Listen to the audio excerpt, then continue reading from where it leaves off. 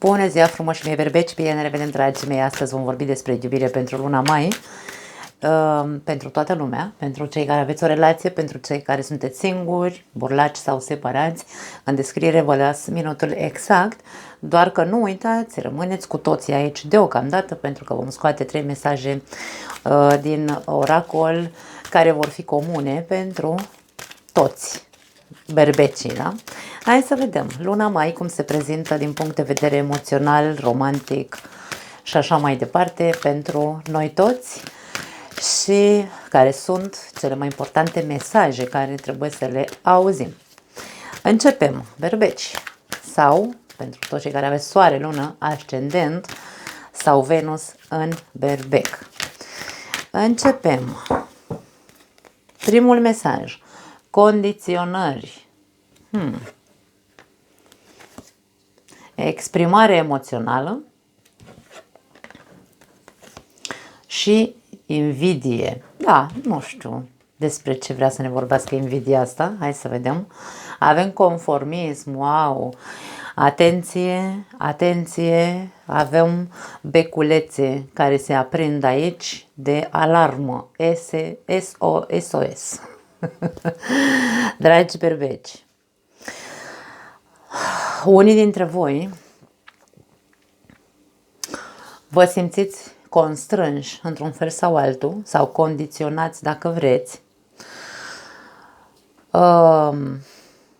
să păstrați într-un fel sau altul, îmi vine să spun nu neapărat aparențe, ci să continuați cu măscuța pe față.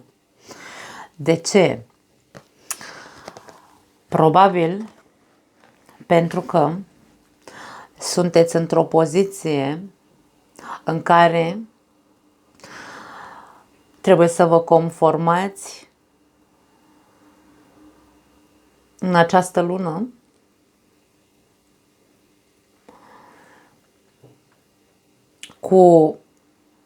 să vă conformați într-o situație anume care are legătură cu iubirea, bineînțeles. Nu știu despre ce e vorba, vom vedea ce vor să spună cărțile de tarot, dar ce simt în principiu cam asta e. Nu știu ce legătură are invidia, poate unii dintre voi care sunteți în relații, aveți relații care de afară par foarte bune și sunteți invidiați, sau voi, dacă trăiți într-o relație unde sunteți condiționați să rămâneți, să vă conformați cu o situație, cu un eveniment în relația voastră, aveți sentimentul ăsta de ranchiună, cumva. Invidia nu neapărat ne vorbește despre faptul că tu ești invidios că alții sunt liberi sau nu sunt condiționați să stea în condițiile în care voi stați într-o relație, și aici e vorba de ranchiună, nu? De furie, ceva de genul. Simt. Hai să vedem. Dacă sunteți singuri, e posibil să fiți foarte, dacă sunteți burlaci sau dacă nu aveți o relație cu adevărat, mă refer aici, sunteți condiționați sau voi vă condiționați singuri, atenție, conformându-vă cu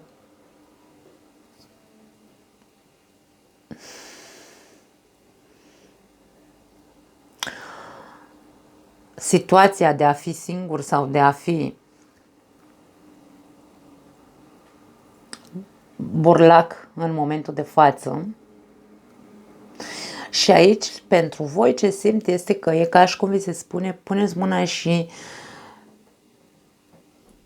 stați de vorbă într-un fel sau altul cu voi. E o chestie foarte interesantă pentru cei singuri, ce simt aici.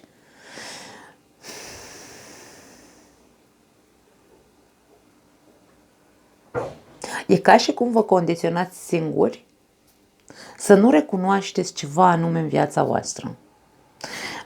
Aici avem ochiul, da? Ochiul divin sau divinității, care e ca și cum tu vezi anumite lucruri în jurul tău, dar preferi să te ascunzi în spatele măștilor și să nu spui ceea ce vezi cu adevărat, gândindu-te că poate e mai bine să te conformezi cu situația prin care treci în momentul de față. Foarte ciudat aici la voi, la cei singuri. Bine, ciudat, interesant aș spune. Hai să vedem, pentru cei care aveți o relație, începem cu voi să vedem care este atmosfera lunii mai pe plan amoros. Pentru berbecii care au o relație, cum se aspectează luna mai.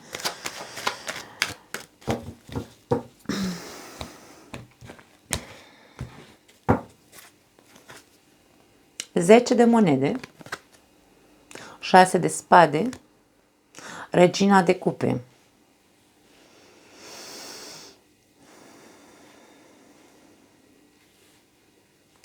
Cred că este o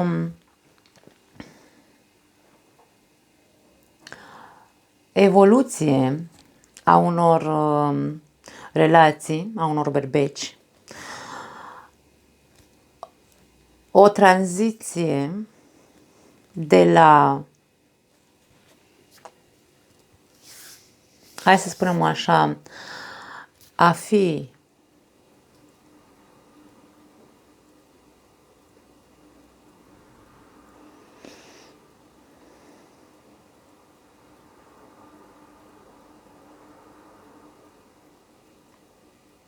nu știu de ce simt independență emoțională aici. Sau matur emoțional.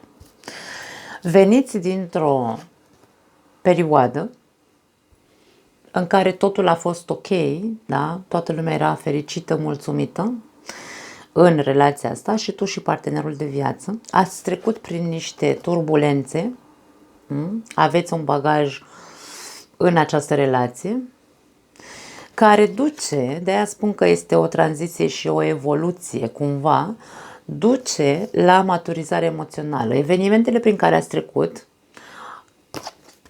a fost bine, după aia a fost rău, s-au zbuciumat sau nu știu, da? S-au spus multe, s-au întâmplat multe, a făcut să deveniți independenți din punctul de vedere emoțional. V-ați maturizat. Este o evoluție de maturizare emoțională. Hai să trecem mai departe, să vedem cum amestecăm aici primele mesaje, pentru că e foarte interesant. 4 de spade, judecata și cavaler de bâte. E o perioadă de introspecție și o perioadă de reformă, îmi vine să spun, a relației. A amândorora, pentru că unul pare că este mai, hai să spunem așa, a fost dependent emoțional de celălalt o bună perioadă de timp. Asta poate că nu n-a fost în avantajul acestei persoane, iar celălalt foarte înțepat, foarte așa, foarte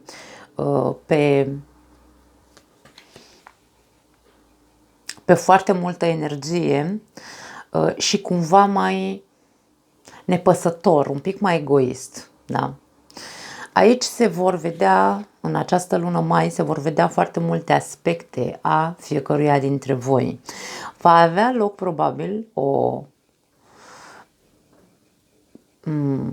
discuție profund analizată înainte să se pună pe masă anumite subiecte între voi doi, o discuție profund analizată și o discuție din suflet. De ce? Pentru că scopul acestei discuții pare că este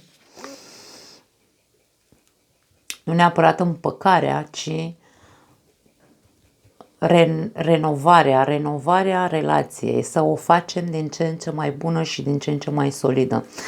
Observând, bineînțeles, care sunt atitudinile fiecăruia dintre noi. Aici e cumva cheia. Da. Nu știu dacă are legătură cu conformismul și condiționarea. Hai să vedem. Nebunul, 7 de cupe și roata norocului. Wow! Soarele la capătul cărților. Foarte interesant. Da, aici are evoluție, are loc o evoluție. Ia uite ce frumos sub soarele ăsta. Ce bine arată asul ăsta de cupe lângă 3 de spade. Va exista o vindecare pentru unii dintre voi. Da, poate este doar o perioadă de tranziție și de-aia vorbim despre conformism și despre condiționări. Dacă până acum relația asta a trecut prin suișuri și coborâșuri, multe lucruri care probabil sau situații sau evenimente se repetau în relația noastră, acum suntem capabili să le vedem și să putem să le eliberăm. Unul dintre voi care a fost condiționat sau s-a conformat prin a fi dependent emoțional, atașat emoțional de celălalt, își va da seama că trebuie să-și recupereze identitatea, să-și recupereze libertatea de exprimare, da? De exprimare emoțională, să poată să spună ceea ce simte fără să-i fie frică că va fi părăsit, de exemplu. Celălalt își va da seama că trebuie să nu mai fie atât de mult foc și atât de mult acțiune, ci trebuie să se trezească și să-și dea seama că trebuie să aibă și puțină, hai să spunem așa, să aibă și momente în care să gândească ceea ce face, să gândească ceea ce vrea să spună, să gândească acțiunile pe care vrea să le facă.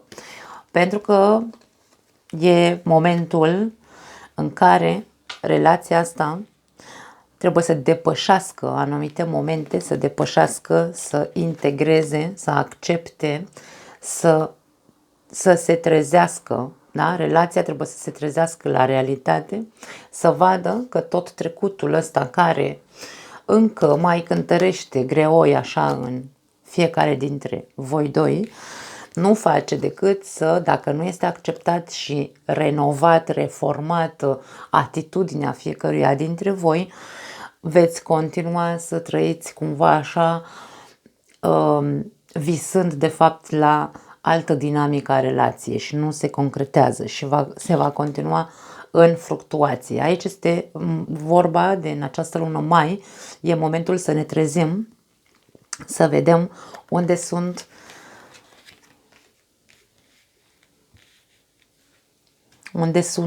care sunt cu adevărat acele traume care ne tot atârnă în suflet, pentru că aici avem apă, ca să nu mai fim condiționați să trăim gândindu-ne la o relație ideală, ci să ne trezim și să facem trezirea, să schimbăm în noi, fiecare dintre noi ce avem de schimbat, ca să putem să ne readaptăm, dacă vreți, la o nouă dinamică a relației. Aici se vorbește despre o nouă dinamică a relației, într-un mod foarte conștient, cu o renaștere a relației, o renaștere a fiecăruia dintre cei doi.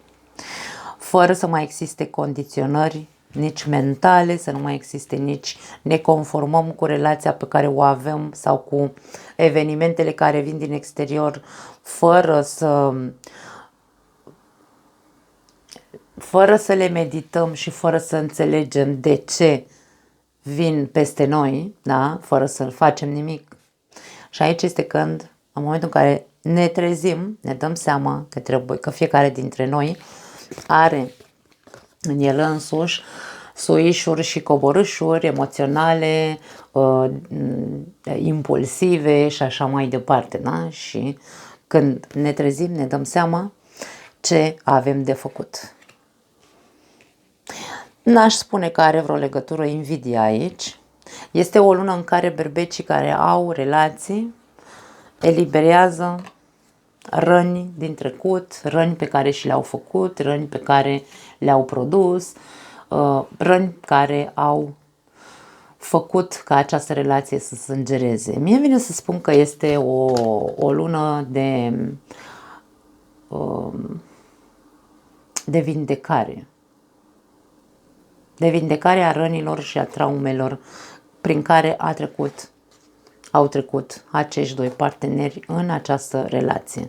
Să nu se mai lase condiționați de ceea ce s-a întâmplat, ci pur și simplu să treacă la acțiune, să facă munca interioară fiecare dintre cei doi într-un mod personal și să se elibereze într-un fel sau altul de cai verzi pe pereți sau de iluzii, de idealizarea relației, să fie într-un fel anume. Nu. Relația trebuie să fie una în care trebuie să trăim conștienți că avem nevoie să ne renovăm cu fiecare etapă a vieții noastre. Nu putem să trăim, să credem că suntem încă la 15 ani, să trăim iubire ca în telenovele și așa mai departe. Nu, aici vorba despre o readaptare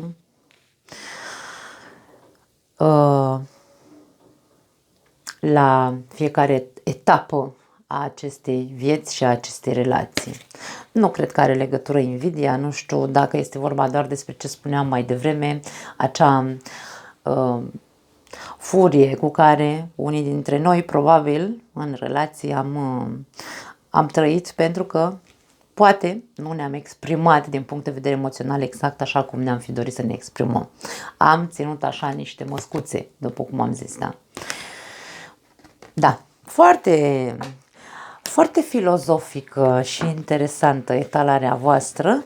Hai să vedem. Trecem la cei singuri, berbecii singuri. După cum am spus, aceste mesaje de la oracol sunt valabile și pentru voi. Dacă nu ați auzit introducerea, mergeți și vedeți ce am spus despre aceste mesaje la început.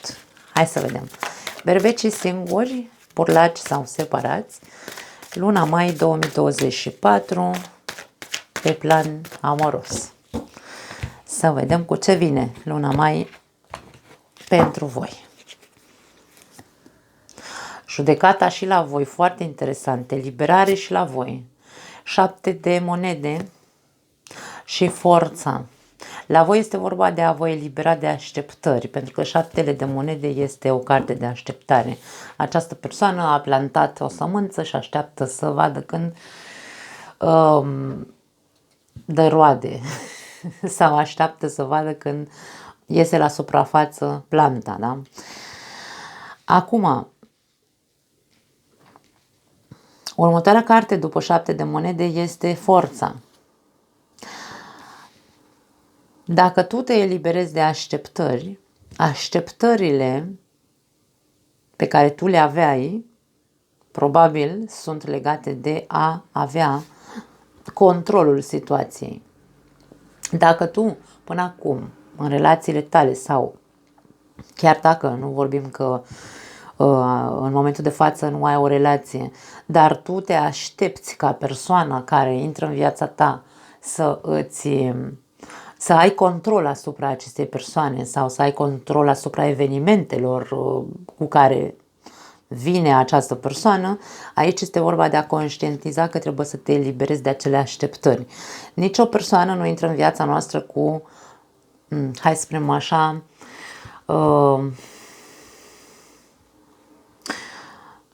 cu caracteristicile pe care noi le vrem, pentru că de-aia e vorba de a da drumul controlului, da? De a renunța la control.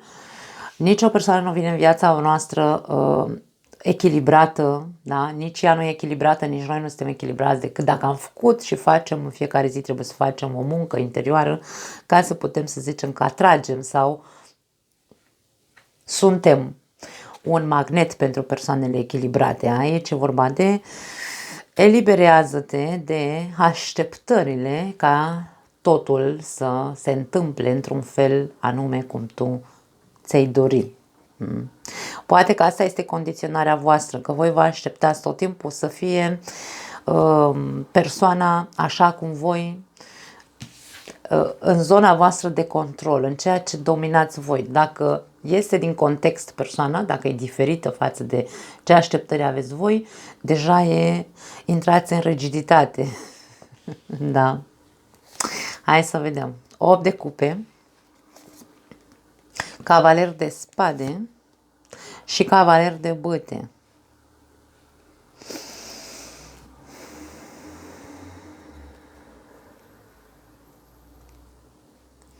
Aici avem 2 cavaleri. Eu aș spune că pentru unii dintre voi a existat o vâlvătaie sau a existat o mică aventură cu cineva. Da? 2 cavaleri. Unul mai pe acțiune ca celălalt. A existat așa un foc între tine și cineva. Dar pare că aici cu 8 ăsta de cupe, în momentul de față există o distanță. Cineva a renunțat la această aventură, pentru că avem doi aventurieri aici. A renunțat la această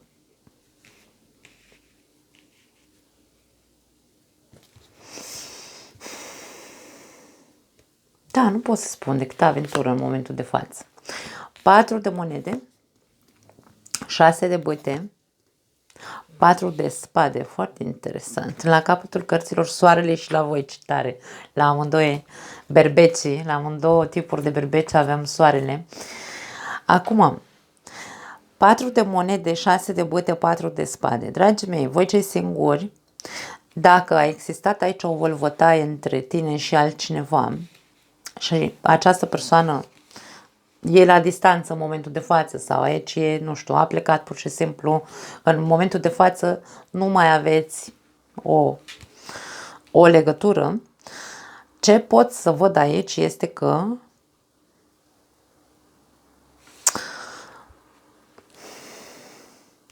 unul dintre voi cel puțin nu e dispus să renunțe la această ciofia, la această aventură, la acest început de relație. Unul dintre voi încearcă să controleze, să domine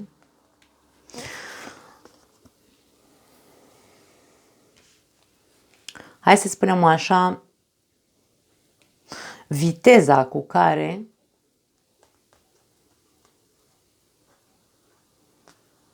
a început probabil acest foc între voi sau începutul ăsta de relație.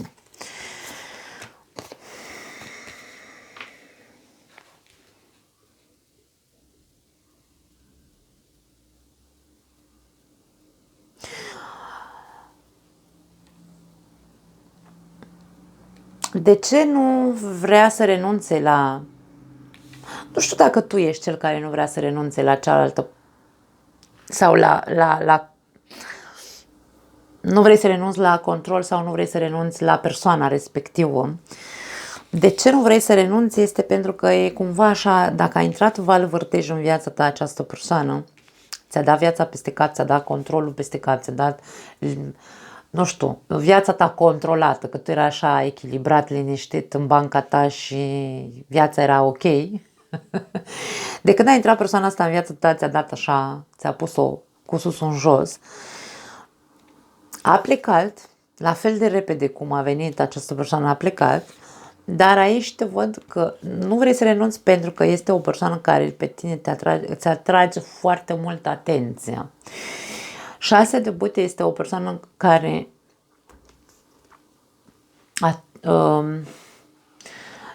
chiar dacă atrage foarte mult atenția, îi place foarte mult să fie în centrul atenției. Ești între două energii, pentru că ești între energia nu vreau să renunț la persoana asta pentru că îmi place foarte tare, da? Dar în același timp mă și consumă. Aici e un consum imens și o energie fluctuantă în tine, dacă tu ești acela care nu vrea să renunțe la această persoană, te consum pe dinăuntru, ca și cum îmi vine să zic mă sting de dorul ei, nu știu de ce îmi vine să zic asta. Și ce vedem aici cu soarele este că tu ai sentimente față de persoana asta sau cel puțin. Wow! Măi! Între voi a fost ceva, a fost un mare foc aici. Nu știu pentru cine este etalarea asta. Aici avem un as de bâte, regina de bâte, care este cea din centrul atenției.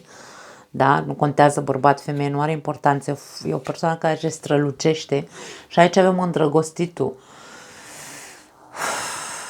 Te-ai îndrăgostit, nebunește de persoana asta. Ești foarte atras de persoana asta.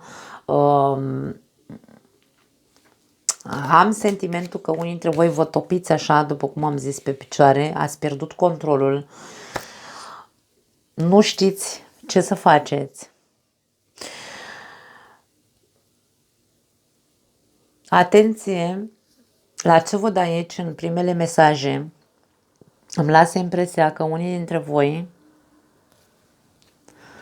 Sunteți pregătiți să vă conformați cu ceea ce vă oferă persoana asta, doar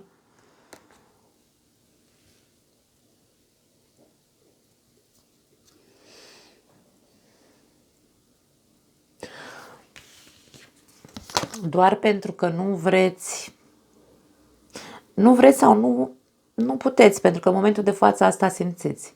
Simți că nu vrei să plece din viața ta persoana asta.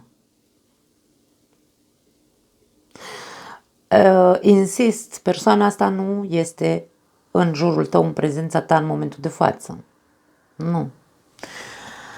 Se poate vorbi despre o împăcare aici? Da. Pentru că avem prima carte, Judecata, care ne spune că în momentul în care conștientizăm ce rezultate așteptăm noi de la această relație și poate unii dintre voi rezultatele care le așteptați în afară de control, ce am vorbit mai devreme, poate fi un rezultat echilibrat, vrei o relație echilibrată cu persoana asta, conștient fiind, pentru că judecata este trezirea, da?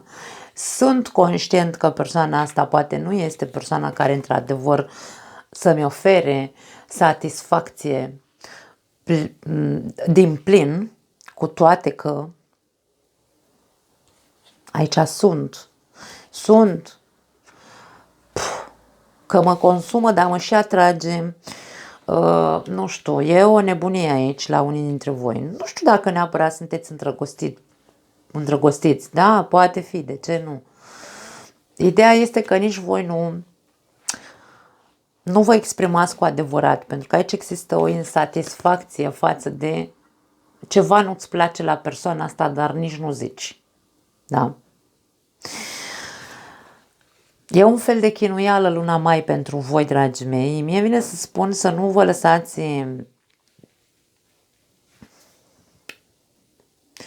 lăsați, condiționați de rezultatele pe care vi le doriți. Pentru că rezultatele pe care voi vi le doriți ar putea să nu ducă nicăieri. Talarea să se termină în 4 de spade, ceea ce mă lasă să văd sau să înțeleg că e posibil să mai existe în următoarea perioadă, să mai existe o dezamăgire, pentru că înainte de 4 de spade avem 3 de spade, să mai existe o dezamăgire din partea acestei persoane care să te facă cu adevărat să deschizi ochii, să înțelegi că nu e tocmai benefică pentru tine. Persoana asta pare fi o persoană de acțiune, este o persoană cuceritoare, este o persoană care îi place foarte mult jocul sau joaca, poate fi o persoană foarte sexuală, de ce nu, și poate de aia te atrage atât de tare. Ideea este că mie vine să spun pentru unii dintre voi că e momentul să începeți să nu vă mai condiționați pe ce v-ați dori voi să fie, ci pur și simplu, mai repede, e ca și cum încearcă să-ți domini toate așteptările pe care le ai, pentru că e posibil să te dezamăgești singur, da? Aici cumva îmi vine să spun cheia, pentru că aici avem o persoană care aduce un bagaj. Uite ce bagaj aduce persoana asta în trecutul ei. Poate sunt nu știu, poate fi, de ce nu, o persoană care a trecut prin relații complicate, care s-au rupt într-un mod urât, aduce un bagaj destul de greu, aș spune, în propria persoană. Este o persoană care, într-adevăr, îi place foarte mult centrul atenției și este ca și cum flacăra care arde în ea. Această persoană întotdeauna va avea un foc aprins înăuntrul ei. O face să fie egoistă, o face să fie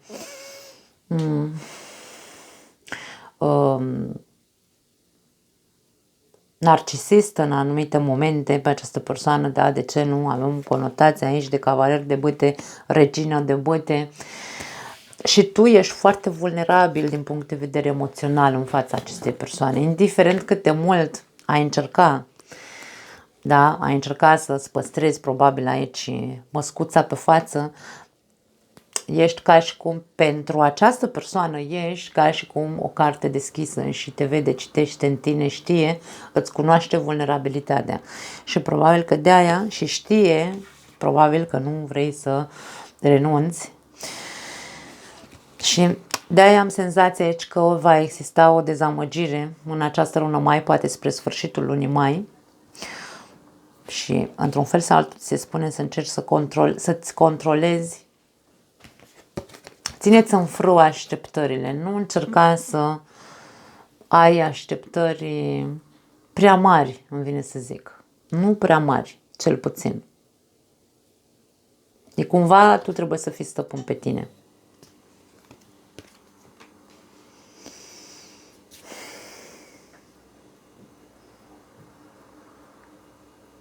Cartea Judecata mi arată că tu ai văzut anumite lucruri. Spre tine au venit multe mesaje. Cartea Judecata poate fi îngerul mesager care vine și îți spune, îți dă piste, da? Știi, semnale. Tu ai văzut anumite lucruri care nu te satisfac, insist. Nu-ți plac la această persoană. Și totuși, da? De-aia zic, e un fel de etalare de atenționare pentru unii dintre voi. N-are cum să fie pentru toată lumea. Nu mai am altceva, dragii mei, nici la voi nu văd care e legătura cu invidia. Habar n-am, dacă... Cred că e vorba despre ochiul despre care vorbeam mai devreme, da? Că tu vezi anumite lucruri și totuși acumulezi cumva furie înăuntrul tău, dar nu acționezi. Și e posibil ca unii dintre voi să vă împăcați cu persoana asta, dar înspre finalul lunii mai cu ceva să vă dezamăgească. Pentru că aici e vorba despre acea persoană de acțiune și de egoism, de egoistă care place să fie tot timpul în centrul atenției. Nu pot spune altceva. Da, nu mai am altceva, dragii mei. Îmi pare rău. Ne vedem data viitoare, vă pup și să vedem ce mai iese în următoarea perioadă. Ceau!